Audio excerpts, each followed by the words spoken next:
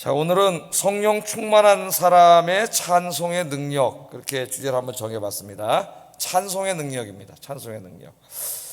자, 우리 눈으로 보면 뭐가 보이죠?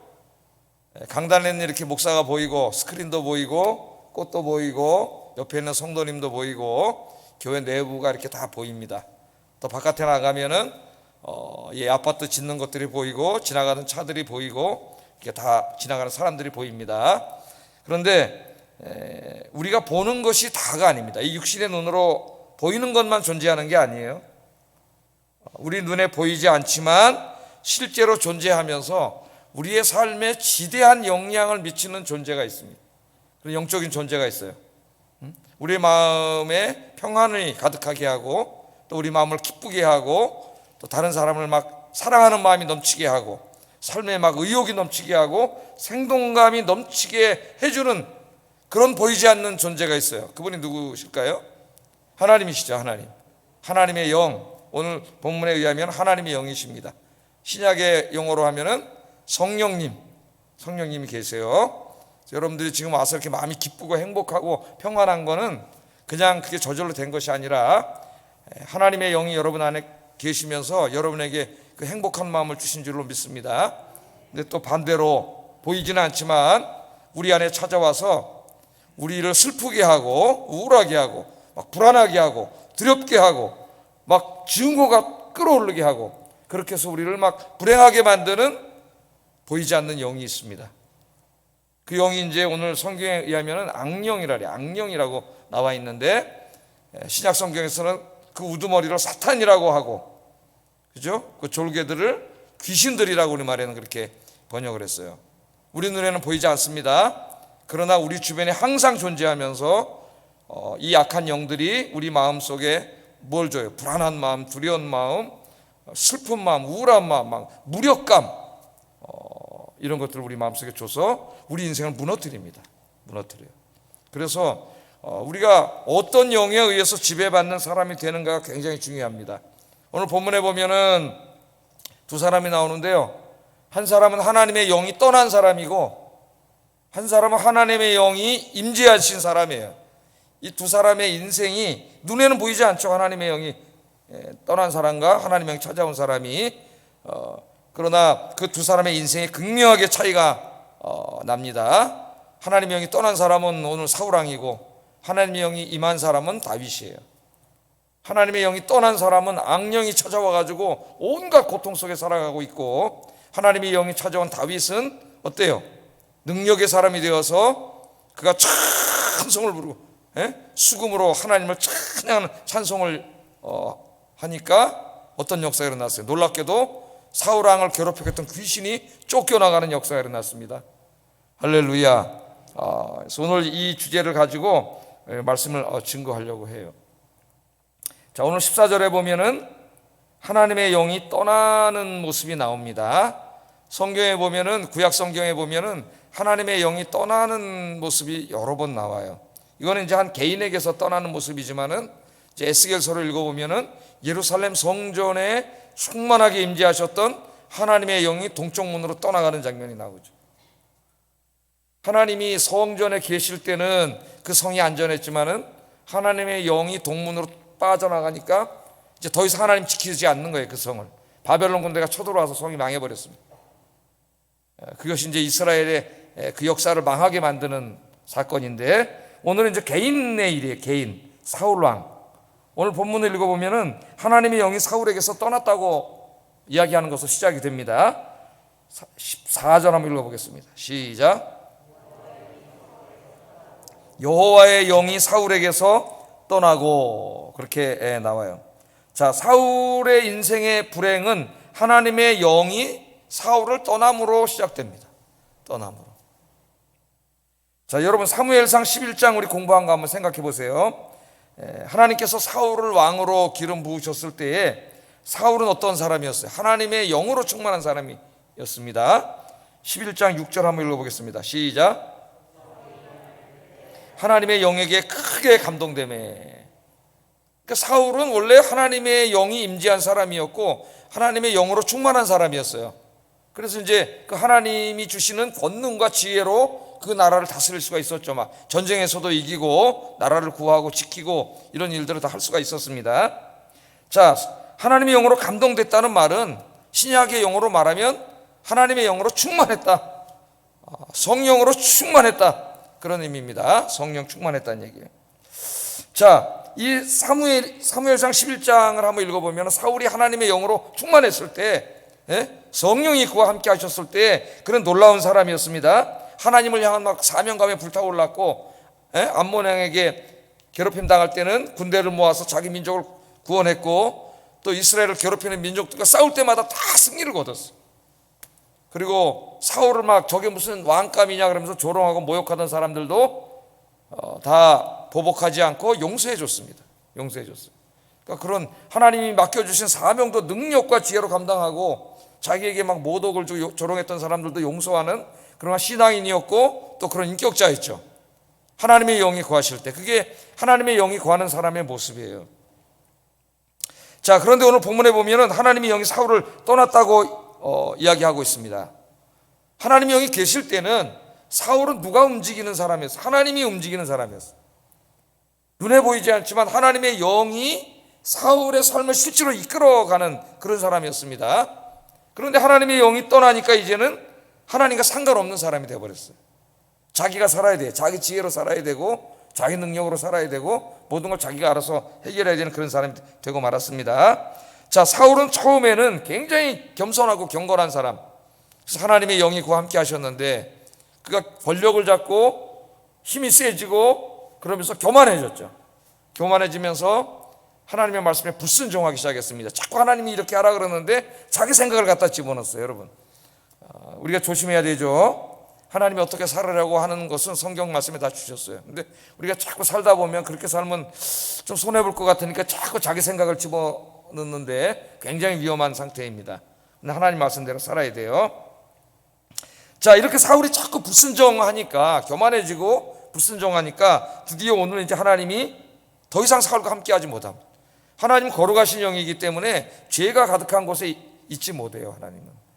예루살렘 성전도 왜 떠나셨느냐? 성전 안에 죄가 가득했기 때문에 떠난 거예요.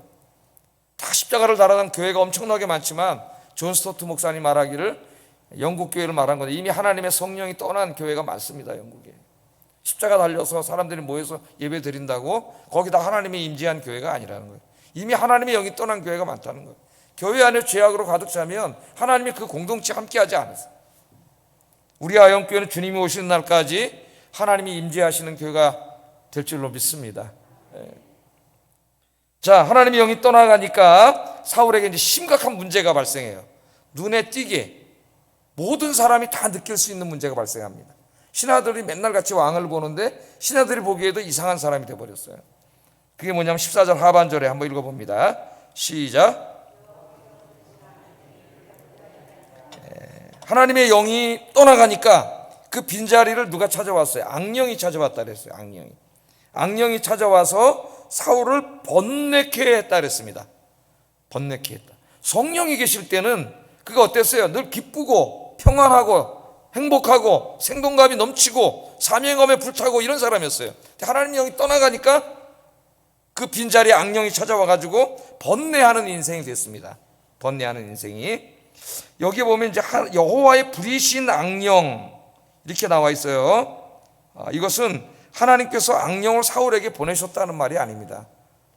우리 잘못 읽으면은 하나님께서 떠나가시고 악령을 보내셔가지고 악령을 통해서 막 사울을 괴롭힌 그런 것을 읽혀져요. 한국말 성경으로 읽으면. 그럼 좀 하나님 이상한 하나님이 되는 거죠. 하나님이 보내신 영이라는 이야기가 아니고 이 악령조차도 하나님의 주권 하에서만 움직일 수 있다는 뜻이에요. 여러분, 여기 악령은 누구예요? 사탄이죠. 사탄. 마귀입니다. 마귀예요. 그는 타락한 천사요, 하나님과 하나님의 백성들을 대적하는 악한 영이고, 지금도 모든 사람들의 마음속에 들어가서 그 사람들의 마음을 불안하게 하고 걱정하게 하고 염려하게 하고 막 증오하게 하고 우울하게 하고, 그래서 사람들을 인생을 무너뜨리는 자. 그게 누구예요? 사탄이에요. 사탄입니다. 이 사탄은 힘이 굉장히 세죠. 우리 인간은 당해낼 수가 없어요. 이길 수 없습니다. 사탄을 인간의 힘으로는. 그렇기 때문에 사탄이 자기 마음대로 자기 주권대로 마구잡이로 움직이고 행동할 수 있다면 우리 인간은 살 수 없어요. 악한 영 때문에. 그러나 사탄은 하나님의 명령과 하나님의 주권과 하나님의 허락이 없이는 한 발짝도 움직이지 못합니다. 그 악한 영도 다 하나님의 주권하에 있음을 이야기하는 거예요. 그 표현을 이렇게 한 겁니다. 하나님의 주권하에 있다. 그래서 사탄은 우리를 마음대로 어떻게 할 수가 없어요. 하나님이 허용하지 않으면 사탄은 손끝 하나 건드릴 수 없습니다. 때로는 하나님이 우리에게 어떤 목적을 이루기 위해서 잠깐 사탄의 어떤 그런 것을 허용이라고 할 수가 있겠죠. 허용할 수 있겠지만은 하나님이 허용하지 않으면 절대로 마음대로 할 수가 없어요. 하나님이 묶어놓으면은 꼼짝도 못합니다. 사탄은. 그러니까 여러분은 사탄을 두려워하지 마세요. 어떤 사람은 사탄을 너무 두려워하고 요새 무슨 신사도 운동이니 뭐 이런 운동을 하면서 사탄의 존재를 부각시키는 건 좋은데 사탄을 너무나 강한 자로 막 만들어가지고 하나님과 거의 대등한 위치에서 싸우는 존재로 막 이런 엉터리를 가르치는 이런 신학이 막 나와서 굉장히 조심해야 돼요.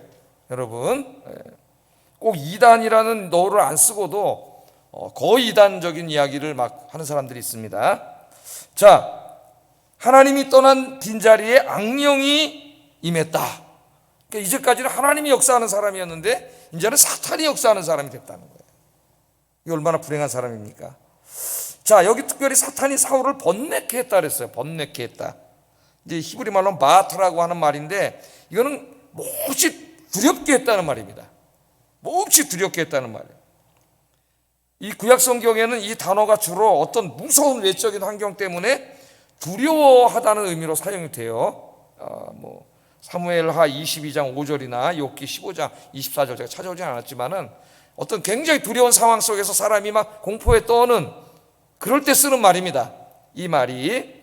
그러니까 하나님의 영이 떠난 후에 사울은 뭐에 휩싸인 거예요? 갑자기 이 두려움에 휩싸인 거예요. 두려움. 하나님의 영이 계실 때는 하나님이 지켜주시고 나와 함께 하시니까 두렵지 않죠. 뭐 불안할 것도 없고 늘 그 전능하신 하나님이 내 안에 계신데 뭐가 무섭겠어요. 하나님의 영이 떠나가니까 이제 자기를 지킬 자가 자기밖에 없는 거예요. 근데 이 마음에 이제 이 두려움에 휩싸였는데 특별히 두려움을 누가 갖다 준 거예요 지금? 사탄이 갖다 준 거예요. 그러니까 여러분 마음이 불안하고 두려울 때는 그 마음은 성령이 주시는 마음이 아니에요. 그걸 아셔야 돼요. 사탄이 우리 마음속에 두려움과 불안한 마음을 가져다 줍니다.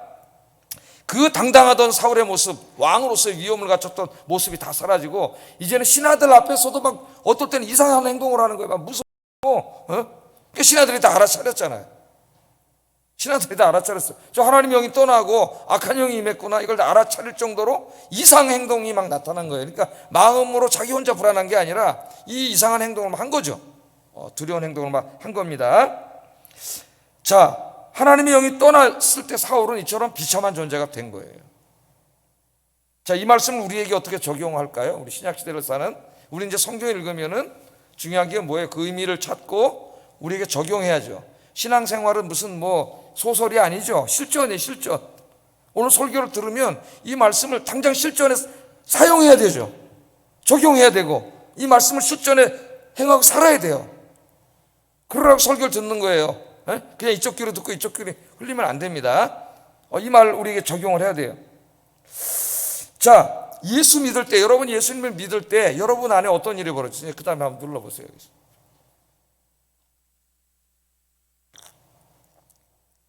네. 자, 그거 켜놓으세요. 자, 여러분, 우리가 예수 믿으면 우리 안에 성령님이 찾아오십니다. 구약하고 좀 달라요. 구약시대하고. 구약시대에는 성령님이 임재하는 사람이 모든 하나님의 백성에게 다 임재하지 않았다 그랬어요. 하나님이 어떤 특별한 사역을 맡긴 사람들이 그 일을 감당하기 위해서 하나님의 영이 특별히 임했습니다. 제사장, 선지자, 왕들 중에 일부 이렇게 하나님의 영이 임했어요. 그러나 신약시대에는 그렇지 않아요. 오순절날 기도하면서 기다릴 때 하나님의 영이 믿는 모든 자들에게 임했어요. 그러니까 여러분들이 예수 믿고 예수님을 나의 구주로 영접하는 그날 여러분 인생에는 엄청난 일이 벌어진 거예요. 눈에 보이지 않지만 하나님의 영이 여러분 안에 찾아와서 이제 거하시고 여러분 죽을 때까지 여러분과 함께 하고 계세요. 지금 잘 못 느끼셔요? 네? 하나님 여러분과 함께 계세요. 그것을 믿음이 있을 때는 그 하나님 나와 함께 계시면 느껴져요. 그래서 두려움과 불안이 사라지고 기쁨과 행복이 몰려와요. 평안해요. 그러나 믿음이 약해지고 경건 생활하지 않고 기도하지 않으면 그 믿음이 없어지기 때문에 하나님이 나와 함께 계시면 느껴지지 않아요. 하나님은 함께 계신데 그러면은 예수 믿기 이전의 상태로 돌아가요. 똑같지는 않지만 거의 비슷한 수준으로 돌아가요. 그러니까 지금 우리 안에는 하나님의 영이 와서 우리와 함께 계시고 언제까지 함께 계신다 그랬어요? 세상 끝날까지 계신다 그랬잖아요. 예? 내가 너를 고아처럼 절대로 내버려 두지 않고 예수님 약속하셨잖아요. 나는 이제 하나님 앞으로 가지만은 내가 보혜사 성령을 보내주셔서 너희를 고아처럼 내버려 두지 않고 세상 끝날까지 너희와 함께 하겠다. 이게 우리 예수님이 약속하신 거잖아요. 그래서 오순절날 성령 임하시고 예수 믿고 구원받은 사람이 이제 혼자가 아니라 하나님이 함께하는 사람이 된 거예요. 할렐루야. 이거를 모르는 사람이 너무 많아요. 자기 혼자가 아니라는 거. 예? 이것을 신학적인 말로 하면은 성령 세례라 그래요. 성령 세례.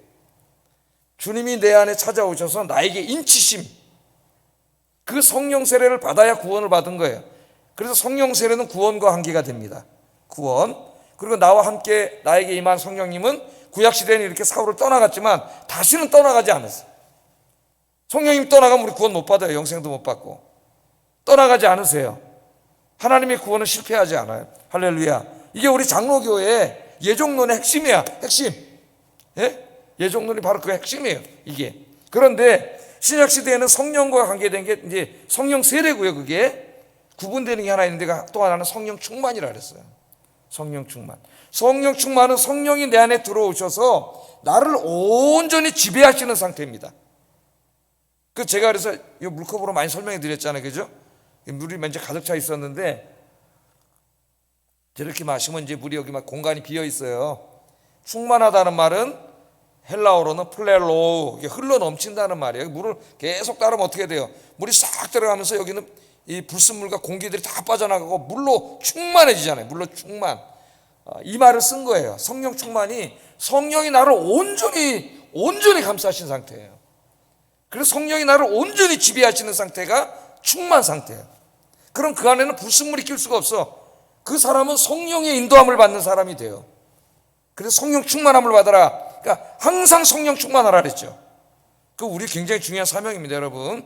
그러나 내가 하나님께 기도하지 않고 말씀 묵상하는 생활도 하지 않고 예배를 소홀히 하고 자꾸 세상을 사랑하고 죄 짓고 이렇게 되면은 어떻게 돼요? 성령 충만은 소멸될 수가 있어요. 성령 세례는 소멸되지 않지만 성령 충만은 소멸될 수 있어요. 예? 그래서 내가 신앙생활 제대로 하지 않으면 주님이 내 안에 와서 계시면서 하나님이 나를 온전히 지배하시는 것을 내 이 인간의 죄성으로 방해해.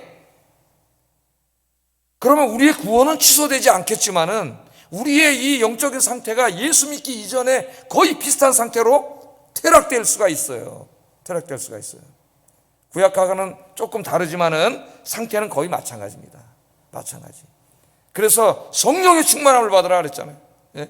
항상 성령 충만하려면 항상 기도하고 항상 말씀 가까이 하고 항상 예배드리고 참 오늘 이제 찬송이 주제인데 찬송을 부르고 이래야 불순물이 다 없어지고요. 마귀가 올 틈이 없어요. 하나님의 성령이 항상 충만해.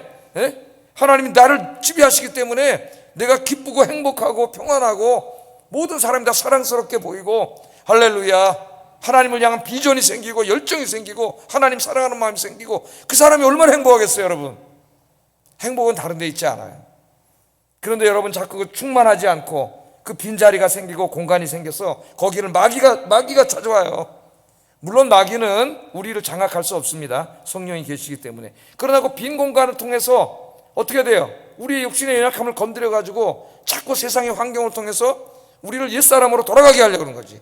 자꾸만 유혹할 수 있어요. 신약시대에도 우리를 미혹할 수 있고 우리를 자꾸 넘어뜨리게 할 수 있어요. 성령 충만은 소멸될 수 있다는 거 우리가 알아야 됩니다. 그러면 지금 사울처럼 될 수 있어요. 구원이 취소될 수는 없지만은 우리의 심령의 상태가 예수 안 믿는 사람하고 별반 다르지 않아. 교회는 다니는데 여전히 불안하고 걱정되고 우울하고 슬프고 또 어떨 때 무기력감이 확 빠져있고 어깨는 축 늘어지고 우리의 마음은 자꾸 세상으로 가고 이렇게 될 수가 있어요. 왜?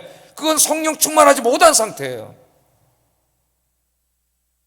여러분들은 성령 충만을 잊어버리면 안 됩니다. 우리가 세상으로 자꾸 나가면 성령 충만을 잃어버려요. 소멸할 수가 있어요. 늘 기도와 말씀으로 예배로 찬송으로 주님과 가까이 하셔서 성령님이 여러분의 마음에 충만하고 여러분을 온전히 지배하시는 성령의 사람이 되시기를 주의 이름으로 축복합니다. 그러면 진짜 행복해지고 얼굴이 환하게 달성해야 돼. 제가 지난번에 노회 갔더니 식사를 1년 만에 식사를 하는데 목사님 오신다고 이만큼 떨어뜨려갖고 맛있는 밥을 해서 처음으로 1년 만에 식사한 거래요. 주시더라고요. 근데 맛있게 너무 맛있게 먹었어요. 고마워가지고 주방에 가서 인사를 하려고 이제 아유 잘 먹었습니다 그랬더니 한 집사님이신가 그분이 우리 저 대빵 권사님한테 인사하세요 그래. 대빵 권사님 저기 계세요. 저기 딱 봤더니 아이고 얼굴이 그냥 달덩이 같은 환한 거 딱 봐도 여기 대빵 이렇게 써 있더라고. 대빵. 얼굴이 벌써 환해요. 예? 교회마다 그런 사람이 하나씩 있어요. 대빵. 예? 아이고 네 잘 먹었습니다 하니까 아이고 감사합니다 인사하는데 그 얼굴 때깔이 벌써 달라. 때깔이. 성령 충만하면은 얼굴 때깔이 달라져요. 얼굴이 환해져요. 근심 걱정 이게 사라지고 기미 주근깨가 다 사라지고 영적인 성령 수술이 돼요. 행복해져요. 마음이 늘 기쁘고 다 사람들이 사랑스럽고 성령 충만 잊어버리면 다 꼴보기 싫고 아유 저것도 꼴보기 싫고 저것도 꼴보기 싫고 그게 얼마나 불행해. 그 사람은 성령 충만하면 다 이뻐. 그냥 보면 자기가 행복하니까요. 자기가 행복해. 가족도 행복하고 옆에 사람도 행복하고 아이들도 행복해요. 여러분 내가 행복하지 않은데 누굴 행복하게 해주겠어? 성령 충만해서 행복하신 여러분 되기를 주의 이름으로 축복합니다. 절대로 사울처럼 되면 안 됩니다. 성령님 떠나가진 않지만 충만은 잃어버릴 수 있다. 신약은 그렇게 우리가 적용을 해야 됩니다. 똑같이 성령이 떠나간다 그러면 안 돼요. 그럼 큰일 나는 거예요. 우리 장로교가 아니에요. 그러면 자 이 사울왕은 이처럼 성령이 떠나가서 막 사람들 앞에서도 막 두렵고 무섭고 막 이상한 사람이 됐는데 또 한 사람이 나와요. 이제 우리 14절부터 읽었는데 바로 한 절 위에 보면 13절에 다윗에게 이제 사무엘이 왕으로 기름을 부었죠. 아무도 모릅니다. 두 사람에게는 이 기름 부음이 이스라엘의 새 왕이라는 의미는 아무도 모르는 거죠. 그거 알면 큰일 나죠. 당장 죽죠. 그때 어떤 일이 벌어졌어요? 다시 한번 읽어보겠습니다. 13절 시작. 이날 이후로 다윗이 여호와의 영에게 크게 감동됐다. 이 말은 지난주에 뭐라 그랬어요? 성령이 강하게 임하셨다 그랬죠. 다윗에게. 사울왕에게는 떠나가고 다윗에게 하나님의 영이 임했습니다. 하나님의 영이. 누가 행복해진 거예요? 그러니까 현재는 저 사람이 왕이기 때문에 저게 권력자고 저 사람이 행복할 것 같지만은 이 사람 지금 무서움에 떨고 있어요. 누가 진짜 행복한 사람이에요? 다윗이 이제 행복한 사람이 된 거예요. 하나님의 영이 임하시니까. 자, 하나님의 영이 임했을 때 다윗에게는 어떤 변화가 일어났을까요? 오늘 본문을 좀 보겠습니다. 계속해서. 자, 사울의 신하들이 보니까 왕이 이상해졌어. 어느 날 성령 충만할 땐 그 정말 훌륭하게 달덩이 같은 얼굴에 그 평안하고 그 능력 있고 지혜가 있던 왕이 어느 날 또 쪼그라들기 시작하는 거예요. 여러분 복음서를 읽다 보면 18년 동안 귀신에 시달린 여성을 표현할 때 뭐라 그래요? 마태가 온몸이 오그라들었다. 오그라들어. 이게 악령에게 시달리고 이 마음의 평안이 없는 사람은 얼굴과 이 몸이 쫙 찌그러들어요. 오그라들어요. 많은 신하들 앞에서도 두려움에 떨고 있었습니다. 이 사람 신하들이 다 눈치챈 채로. 그러니까 신하들이 수근수근 했겠죠. 이거 왕이 이상해졌다. 저 오늘 말씀해 보니까 악령이 지금 왕에게 임해가지고 저 왕이 저 대낮에 우리가 다 있는데도 저렇게 막 무서워서 벌벌 떨고 저러는데 어떡하냐. 그러면서 왕에게 대안을 제시합니다. 대안을. 15절 16절 한번 읽어보겠습니다. 시작. 왕을 번뇌하게 하온즉 원하건대 우리 주께서는 당신 앞에서 모시는 신하들에게 명령하여 수금을 잘 타는 사람을 구하게 하소서. 그러니까 이 말 속에 뭐가 있는 거죠? 수금을 잘 타는 사람을 데려다가 그 사람이 수금으로 탁 연주를 하면은 당신을 괴롭히는, 왕을 괴롭히는 귀신이 쫓겨나갈 겁니다. 이 신하들이 다 이렇게 얘기하고 있는 걸로 봐서 누구나 아는 상식처럼 보이죠, 이 사람들이.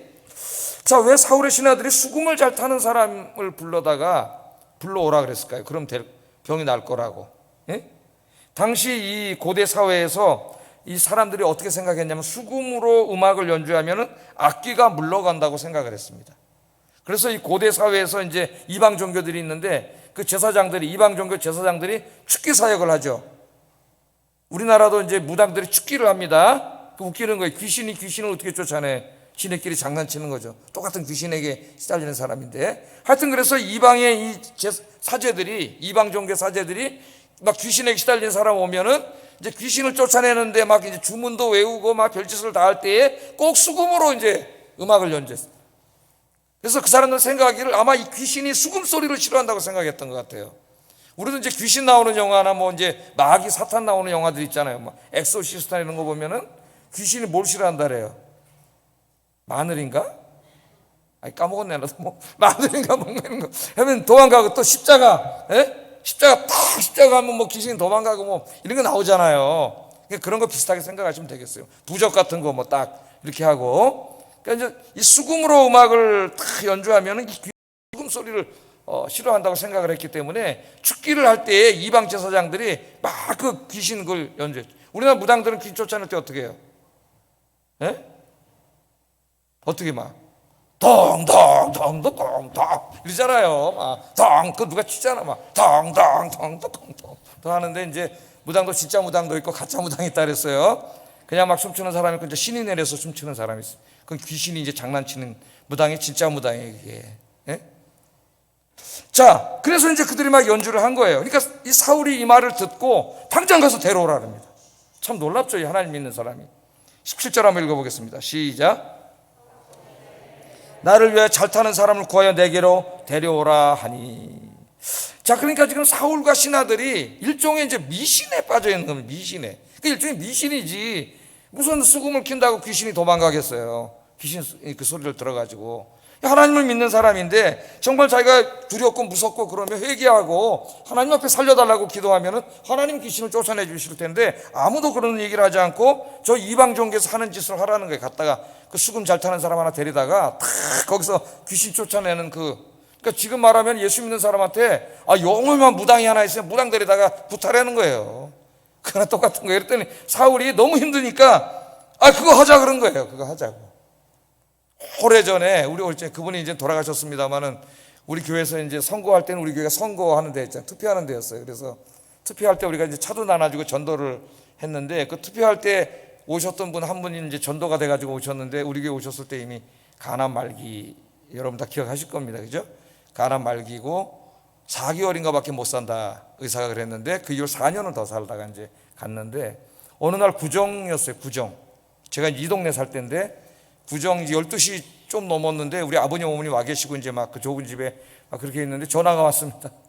그 사람이 전화가 왔어요. 술이 잔뜩 취해가지고 목사님 제 이제 지금 술 한 잔 마시고 자살하려고 합니다. 그러는 거예요. 자살하려고 그런대요. 이것도 자살한다 그러는데 이것도 목사 가만히 있을 수가 있나요? 밤 12시가 넘었는데 구정에 그 추운 겨울에 이제 가는데 자살한다 칼을 하나 옆에 갖다 놓고 이제 자살한다 그런다는데 안 갈 수가 없잖아요. 그래서 이제 저 혼자 가는데 위험하니까 제가 이제 오리털 막 이렇게 두꺼운 거 위에다 딱 방어복으로 입고 이제 찾아갔죠. 저 끝에이지 찾아갔더니 소주 한 2-3병 갖다 놓고 그 무슨 생선찌개 언제 먹던 건지 그거 안주해서 벌써 2병은 비웠어요. 그거 앉아 있더라고. 그 들어가서 내가 이제 칼을 자살할까 봐 칼을 쓱 치우려고 했더니 칼을 턱 잡아요. 내가 이걸 뺏으려고 그러면 사고가 나겠다. 그래서 이제 내버려 뒀어요. 저게 이제 자살하려고 그랬으면 저 사람이 나를 불렀겠습니까? 그냥 죽었지. 자살할 마음이 없는 거지. 나를 오라고 하는 것은. 그래서 같이 이제 얘기하는데 그 다락방 문을 보여주는 거예요. 다락방 문을 열었더니 깜짝 놀랐습니다. 그 안에 무슨 신주단지 모셔놓듯이 막 예수님 사진도 있고 십자가도 있고 막 이런저런 것들을 잔뜩 쌓아놓고 너무나 살고 싶어가지고 살려달라고 막 자기 매일 기도한다는 거예요. 너무 마음이 안타깝더라고. 그래서 밤 몇 시간을 이야기하다가 이제 자살할 것 같지는 않아서 이제 놓고 저는 집에를 왔습니다. 새벽에 왔는데 지금 이 본문 사울이 막 이 지금 미신 이런 거 하려고 그러는 거 보니까 그 사람 생각이 나요. 삶에 대한 살고 싶은 그런 욕망이 너무 힘드니까. 자, 자기 병을 치유할 수 있다면 무엇이든지 하려고 애쓰는 사울의 모습이 나타나는 거죠. 근데 왜 무엇이든지 하려면 하나님께로 돌아가야지 왜 엉뚱한 짓을 하냐고. 하나님 앞에 기도하면 되잖아요. 자, 그래서 이제 미신, 정말 무슨 그 수금 잘 타는 저 이방 종교에 뭐 사제를 데려올 수도 있었는데, 마침 그때 믿음이 있는 시중든 소년이 한 명 있다. 오늘 성경에 뭐 소년이라 그러는데 젊은이입니다. 젊은이. 소년이 무슨 시중을 들었겠어요. 젊은이인데, 이 젊은이 한 사람이 하나님을 믿는 사람. 이 사람이 이제 그게 답답하니까 진짜 누구를 소개해 줬어요. 수금 잘 타는 사람이 한 명 있습니다. 얼른. 왜? 저 이방 사제 데려오면 안 되잖아요. 그럼 뭐 귀신이 쫓겨나가겠어요? 상황이 더 악화되지? 그 사람이 다윗이에요. 다윗. 이렇게 소개를 합니다. 18절 한번 읽어보겠습니다. 시작.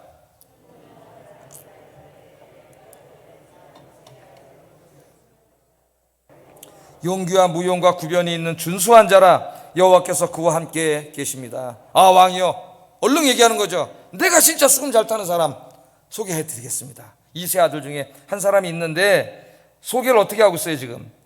수금만 잘 탈 뿐만 아니라 용기도 있고 용맹하고 또 언변이 뛰어나고 또 준수하다 했으니까 잘생겼습니다. 잘생겼습니다. 그렇게 소개를 해요. 호감이 이렇게 들게끔. 그러나 제일 중요한 소개는 제일 뒤에 있어요. 제일 중요한 소개는 뭐예요? 그 다윗은 여호와 하나님께서 함께하는 사람입니다. 아멘. 귀신은 누가 쫓아내는 거예요? 하나님이 쫓아내는 거지. 무슨까지 수금 소리가 쫓아내겠어요? 수금으로 노래 부르는 게. 예? 그냥 노래가 쫓아내겠어요? 성령 충만한 사람이 하나님을 찬양하는 영감 있는 찬양을 부를 때 귀신이 나가는 거지. 예? 그 성령 충만한 사람이 이 피아노를 치더라도 자기 은혜 받아서 칠 때 이 피아노 소리가 귀신을 쫓아내고, 예? 여기 있는 사람들에게 큰 평안과 기쁨을 주는 줄로 믿습니다. 그게 우리 집사님들 잘하고 계신 거예요 지금. 예? 딱 기도하면서 찬양하면은 또 아무나 가서 똑같은 의미지만 똑같은 의미 아니라니까. 기도하고 성령 충만한 사람이 피아노를 치고 악기 뭐 드럼을 치고 기타를 칠 때는 역사하는 힘이 달라요. 왜? 누가 역사하는 거예요? 그 소리가 역사하는 게 아니잖아요. 누가 역사해? 하나님이 역사하는 거죠. 하나님이. 예? 하나님이 역사하는 거예요. 자, 하나님이 함께 하시는 사람입니다. 그렇게 이야기를 하고 있습니다. 이 특별히 다윗을 향하여 하나님이 함께하는 사람입니다. 여기다 줄을 쳐보세요. 이거 굉장히 중요한 말입니다. 하나님이 함께하는 사람. 누가 보아도 저 사람은 하나님이 함께하는 사람이야. 저 사람이 인격을 보나, 저 사람이 하는 일을 보나, 저 사람이 어떤 복받는 모습을 보나, 영적인 모습을 보나, 모든 모습을 볼 때 저 사람은 하나님이 함께하는 사람이야. 이게 굉장히 중요한 거예요. 그래서 앞으로 이 이후에 다윗을 소개할 때마다 사람들이 하나님이 함께하는 사람이라고 이야기해요. 한번 다 찾아 읽어보겠습니다. 사무엘상 18장 12절 읽어봅니다. 시작. 다윗과 함께 계심으로. 그죠? 또 사무엘하 5장 10절 읽어봅니다. 시작. 만군의 하나님 여호와께서 함께 계시니 다윗이 점점 강성하여 가니라. 또 사무엘하 7장 3절 나단이 왕께 이르되 여호와께서 왕과 함께 계시니. 아까 사울의 신하들이 뭐라 그랬어요? 악령이 함께 계시니. 악령이 함께 있다 그랬잖아요, 사울한테. 여기 나단이 뭐라 그래요? 여호와께서 당신과 함께 계시니 당신 마음대로 하세요 그러잖아요. 또 사무엘하 7장 8절 9절 한번 읽어봅니다. 시작. 만군의 여호와께서 이와 같이 말씀하시기를 내가 너를 목장 곧 양을 따르는 데에서 데려다가 내 백성 이스라엘의 주권자로 삼고 네가 가는 모든 곳에서 내가 너와 함께 있어. 아멘. 네가 가는 모든 곳에 내가 너와 함께 있다고 하나님이 얘기하잖아요. 여러분이 이런 복받은 인생이 되기 바랍니다. 여러분이 가는 모든 곳에 하시는 모든 일에 악령이 함께하는 게 아니라 하나님이 함께하시는 그런 복받은 인생이 되기를 주의 이름으로 축복합니다. 그랬더니 사울이 그럼 다윗을 데려오더라. 다윗을 데려오느라 그랬어. 그래서 이제 다윗을 데려왔는데 사울이 보자마자 다윗을 사랑하게 됐습니다. 마음이 쏙 든 거예요. 외모도 준수하고 말도 언변도 뛰어나고 용맹하고 수금도 잘 타고 성령이 또 하나님이 함께 하시니까 그 풍채가 얼마나 이 광채가 났겠어요. 아우라가 벌써 쫙 성령의 아우라가. 우리 예수 믿는 사람은 성령의 아우라가 있어야 되죠. 예? 사람들이 볼 때도 딱 영적인 모습이 보여줘야 된단 말이죠. 자, 그래서 이제 23절 한번 읽어보겠습니다. 다윗이 와서 이제 사울과 있는데 사울이 너무 마음에 들어가지고 이새한테 편지를 사람을 보내서 네 아들은 집에 안 보내고 내가 데리고 있겠다. 예? 그래서 이제 함께 있는 거예요. 사실은 이제 그렇게 하면서 하나님은 다윗을 왕궁에 살게 하면서 왕이 무슨 일을 하는가를 이제 배우게 하시는 의미가 있어요. 제가 그쪽으로 설교할 수도 있지만은 오늘 이제 그쪽으로 설교하지는 않겠습니다. 자, 그래서 있는 거예요. 근데 다윗이 가만히 보니까 이게 또 미치기 시작하는 거예요. 이 왕이 멀쩡하다가 갑자기 악령이 확 사탄이 임하니까 막 무서워가지고 막 이상한 짓을 하는 거죠. 그러니까 이걸 보면 사탄이 어떻게 한다는 걸 알 수 있어요. 들어갔다 나왔다 한다는 걸 알 수 있어요. 성령님은 늘 우리 안에 들어와서 우리 함께 계시지만은 이 마귀는 들어갔다 나갔다 합니다. 그래서 마귀가 잠깐 나가면은 괜찮은 사람처럼 보이다 마귀가 또 확 역사하면 이상한 사람이 되는 거예요. 예? 그래서 막 두려워하는 거예요. 그런데 이제 그 옆에 누가 있어요? 하나님이 함께 계시는 사람이 있잖아요. 예? 하나님의 영이 함께 하시는 다윗이 있잖아요. 다윗이 그 모습을 봤습니다. 신하들은 어쩔 줄 모르고 무슨 저쪽 사제에 가서 수금 잘 타는 사람 데려다 연주하면 됩니다. 그런 일을 다 하고 있는 거예요.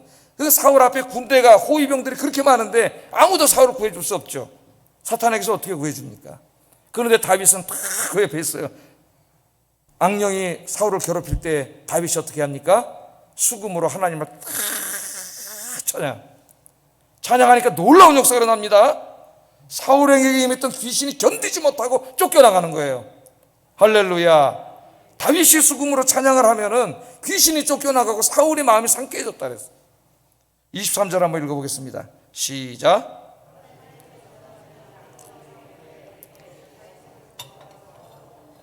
사울이 상쾌하여 낫고 악령이 그에게서 떠나가니라. 아멘. 이게 지금도 마찬가지예요, 여러분.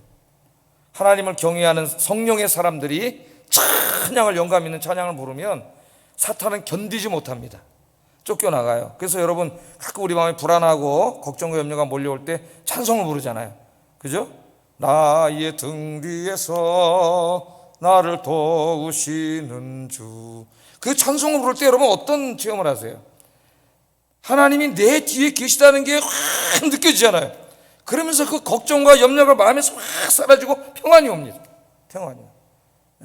불평불만이 내 마음속 막 생기는데 은혜라는 찬송을 여러분 딱 찬송을 한번 불러보세요. 컴퓨터를 틀어놓고 내 인생의 모든 것 당연한 것 아니고 다 하나님의 은혜였습니다. 찬송을 부르면은 하나님의 은혜와 사랑이 확 느껴지면서 불평불만이 싹 사라지고 감사하는 마음이 확 넘치고 눈물이 나죠. 이게 찬송의 힘이에요, 여러분. 나에게 걱정과 염려와 불평과 불만을 가져온 건 누구예요? 악한 영이 성령 충만하지 못한 내 안에 틈바구니 들어와가지고 지금 나에게 그렇게 하고 있는 거예요. 그런데 내가 찬송을 부르면 어떻게 돼요? 성령이 나를 온전히 지배해가지고 귀신이 쫓겨나가는 거예요. 다윗만 하는 게 아닙니다, 여러분. 예? 그래서 여러분 찬송을 많이 부르시라 그랬죠. 찬송을 많이 부르세요. 여러분이 기도하면서 찬송을 부르세요. 그러면 여러분 마음속에 찾아와서 온갖 부정적인 마음으로 찾아왔던 이 사탄이 도망가면 여러분 마음이 평안해지는 거예요. 평안해진다는 말은 마귀가 쫓겨나갔다는 거예요. 마귀가. 성령이 나를 지배하시는 거예요. 요새 뭐 음악, 뭐 컴퓨터, 유튜브 틀어놓으면 하루 종일 찬송 듣기 뭐 별게 다 있습니다, 여러분. 거의 핸드폰 갖고 다니면서 요새는 또 리스버도 줄도 없어요. 여기다 귓구만 꽂고 다니면은 잘 들려요, 그냥. 예? 참, 또 너무 크게 틀지 마세요. 귀 먹어. 고막 터지는 수가 있으니까 조그맣게 해가지고 찬송을 부르고 찬송을 부르세요. 기도가 잘 되지 않고 말씀이 잘 읽어지지 않고 예배가 참 기쁨이 잃고 그럴 때 정말 우리나라 사람들도 노래를 좋아해. 더더군다나 찬송을 부르세요. 찬송을. 그래서 교회들도 우리나라 교회만큼 찬송을 많이 부르는 교회 같은 거. 어떤 교회들은 예배를 바꿔가지고 앞에 무슨 순서를 다 없애고 그냥 여기 한 20명 세워가지고 찬송만 찬송을 하는 우리나라 사람들이 찬송을 좋아하더라고요. 근데 예배학적으로는 좀 옳은 건지 안 옳은 건지 좀 위험한 요소지만은 그렇게 하는 교회들이 많은데 사람들은 좋아해요. 그래서 예배가 그럼 사람들에게만 좋은 거냐? 예배가 하나님께 드리는 건데 하나님을 기쁘시게 해야 되는 거냐? 이제 뭐 논쟁이 있을 수 있습니다만 찬송의 힘은 대단하다. 그래서 이제 다윗이 이것을 깨닫고 나중에 자기가 왕이 되잖아요. 왕이 된 다음에 제일 먼저 뭐 했어요? 하나님의 언약궤를 모셔온 다음에 그 다음에 성가대를 만들었어요. 성가대. 찬양 힘을 아는 사람이. 이 체험 때문에. 그래서 4천 성가대, 악기를 다루는 4천 성가대를 만들어가지고 그것을 반차대로 나누어서 365일 동안 아침과 저녁으로 하루도 쉬지 않고 아침, 저녁으로 매일 아침, 저녁 하나님을 찬양하게 했잖아요. 할렐루야. 그래서 다윗이 복을 받은 거예요, 여러분. 그래서. 괜히 복을 받은 게 아니에요. 복 받는 사람은 다 복받을 짓을 하고 살아요. 하나님 앞에.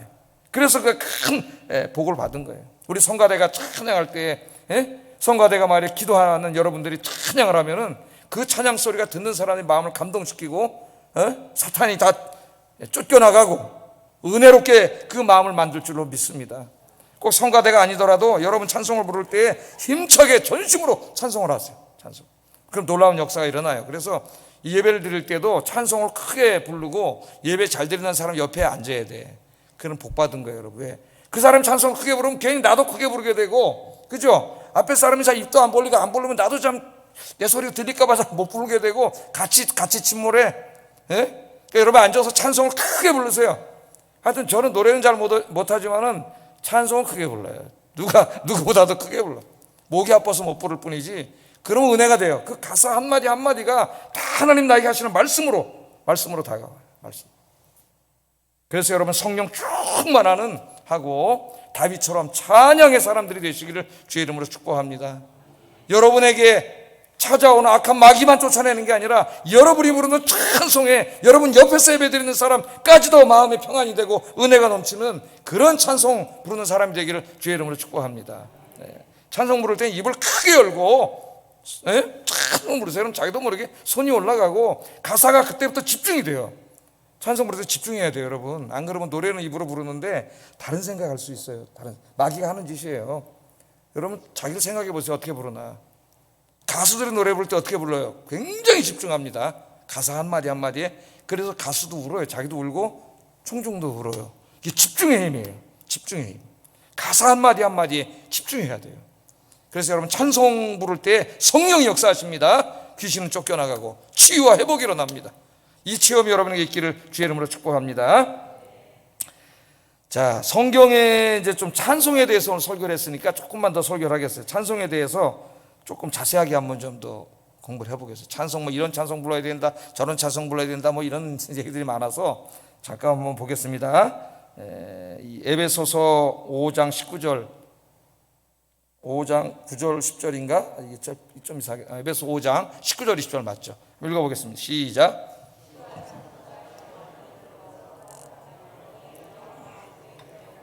찬송하며 범사의 우리 주 예수 그리스도의 이름으로 항상 아버지 하나님께 감사하며. 이제 사도 바울이 에베소 교인들에게 찬양에 대해서 가르치면서 항상 찬송 부르라고 이제 가르치는 말씀인데, 여기 시와 찬송과 신령한 노래, 찬송을 세 가지로 얘기해요. 시와 찬송과 신령한 노래인데 여기 시는 시편입니다. 구약의 시편. 유대인들은 찬송이 뭐예요? 구약의 시편에다가 독특한 유대인의 그 흥얼거리는 음을 넣어가지고 이렇게 불렀어요. 시편 노래를 불렀습니다.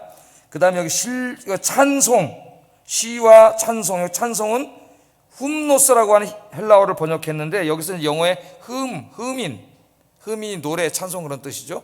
흠인이라는 말이 나왔습니다. 이 흠노스는 유대인들이 유월절이나 오순절 같은 절기 축제 때 마지막에 부르던 시편 찬송이에요. 그러니까 이 둘은 다 시편에다 곡을 붙여서 부르던 시편 찬송입니다. 이 말씀들이 우리도 지금 요새 뭐 CCM 중에 시편 찬송 부르죠. 시편 그대로에다 곡만 붙인 거. 시편 예를 들면 8편 같은 거 뭐 있어요? 여호와 우리 주여, 주의 이름이 온 땅에 어찌 그리 아름다운지 이렇게 부르잖아요. 또 시편 23편 여호와는 나의 목자신 이렇게 찬송 부르잖아요.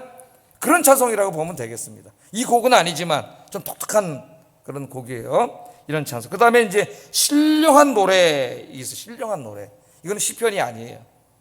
이 신령한 노래는 호대라는 헬라어를 번역한 건데 여기에 이제 영어에 오우드라는 말이 나왔습니다. 오우드는 이제 송가라는 말이죠. 송가. 그런 뜻인데 이 신령한 노래는 어떤 노래냐면은 그리스인들이 이제 그 희극 있잖아요. 그 연극을 하는데 그 연극 중에 합창이 꼭 있어요. 합창. 그 합창곡을 오우드라래요. 오우드. 여기 신령한 노래, 이 노래는 그 합창곡, 그 당시에 그리스에서 유행하던 그 합창곡에다가 기독교적인 성경적인 가사를 붙인 노래입니다. 그러니까 시편 노래가 아니에요. 그러니까 그 당시에 어떤 좀 보수적인 사람들은 시편만 찬송해야 된다 이렇게 주장하는 사람들이 있었던 반면에 그 당시에 유행가에다가 기독교적인 가사를 붙여서 부른 사람들이 있었죠. 근데 사도 바울은 그것을 구분하지 않습니다. 시와 찬송과 신령한 노래 상관없다는 것이죠. 이것들로 서로 찬송해라, 찬송해라 이렇게 얘기하고 있고요. 그래서 요한계시록 5장 9절 10절에 보면은 그 성도들이, 구원받은 성도들이 새 노래를 불렀다는 얘기가 나와요. 제가 한번 읽어보겠습니다. 요한계시록 5장 9절 10절. 이 말씀이 없나? 예, 시작. 아멘. 거기까지 한번 읽겠습니다. 성도들이 부르는 새 노래 할 때 그 노래가 바로 어우드예요. 어우드. 그러니까 시편 노래를 말하는 게 아니고 그 당시에 유행가에다가 기독교적인 가사를 입힌 거죠. 그러니까 우리나라에 지금 찬송가는 뭐예요? 이 찬송가는 18세기, 19세기에 유럽의 대중가요에다가 가사를 붙인 거예요. 우리가 이제 그 곡을 오래된 노래라서 클래식이라 그러는 거지. 그 당시에 대중가요, 대중가요. 그래서 요새는 또 뭐 우리나라에 지금 많이 부르는 게 뭐예요? CCM이라 그래가지고 또 이제 그런 음악, 일반 음악에다가 기독교적인 곡 가사를 붙인 거죠. 이제 어떤 곡은 너무 지나치게 비트가 강하고 막 이런 데다가 음악을 사용하는데 좀 그런 건 자제해야 될 것 같아요. 이 음악 중에서. 그러나 좋은 음악에다가 가사를 붙여서 이제 노래를 부르는 것이 신령한 노래입니다. 근데 사도 바울은 꼭 시편만 불러야 된다, 이렇게 보수적인 견해를 취하지 않습니다. 비록 그 합창곡에다가 가사를 붙인 것이라 할지라도 그게 하나님의 은혜를 찬양하는 노래면 상관없는 거예요. 그러니까 이 시와 노래와 신령한 노래로 서로 화답하며 마음으로 주께 찬송하라 그랬어요. 화답한다는 말은 서로 이야기한다는 말이니까 함께 찬송을 부르라는 말이에요. 함께. 그럼 찬송은 가사가 있죠. 찬송 부를 때는 가사가 중요해요, 여러분. 곡보다. 잘못하면 우리 아이들 곡을 너무 비트가 빠른 데다 막 붙여놔가지고 어떤 찬양 집회 가면 아이들이 막 이러면서 막 이런 걸 보는데, 제가 옛날에 어떤 그 청년 때 그런 청년들이 집회하는 데 들어갔다 나왔어요. 견디지 못하겠더라고. 나왔어요. 곡도 중요하지만 그러나 가사가 더 중요합니다. 가사에 집중을 해야 돼요.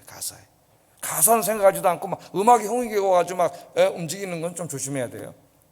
그래서 가사가 중요해요. 그럼 그 가사 우리 하나하나 부를 때 아까 은혜라는 찬송이라든가 뭐 나의 등 뒤에서 그런 찬송 하나하나 가사를 음미하면서 부르면 그 가사가 다 하나님 나에게 하시는 말씀이 돼요. 굉장히 힘이 나잖아요. 가사 말씀대로 용기가 되고 우리가 서로 부르면서 화답이 되는 거예요. 그게 우리 금요일 같은 날 막 찬송 한 30분 부를 때 정말 제일 은혜가 되죠. 한 10분만 부르면 걱정 의심 다 사라져요.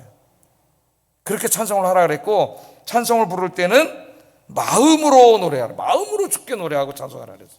마음으로. 그러니까 찬양 부를 때 입술로만 부르면 안 된다는 거예요. 입술로는 부르는데 나의 등 뒤에서 생각 뭐 하고 있어요? 개 모임에 가 있어 머리에는. 예? 그런 사람 굉장히 많아요. 제가 어떻게 하냐면 저도 그런 경험을 했기 때문에 그래요. 입으로는 찬송 부르는데 딴 생각하고 있다니까 내가.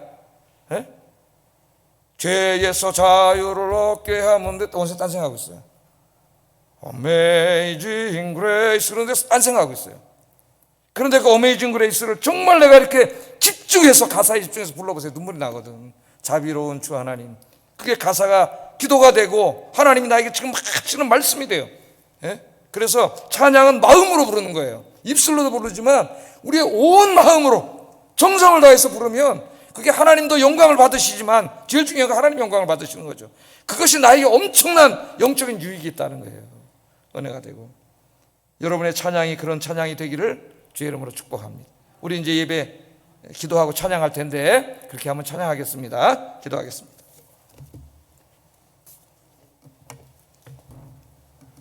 늘 예배와 기도와 말씀 묵상에 힘써서 성령께서 나를 온전히 지배하시는 성령 충만한 삶을 살게 하소서. 두 번째, 다윗처럼 늘 성령 충만한 가운데 전심으로 찬양함으로 마귀를 쫓아내는 능력의 종이 되게 하소서. 기도하겠습니다. 사랑과 은혜가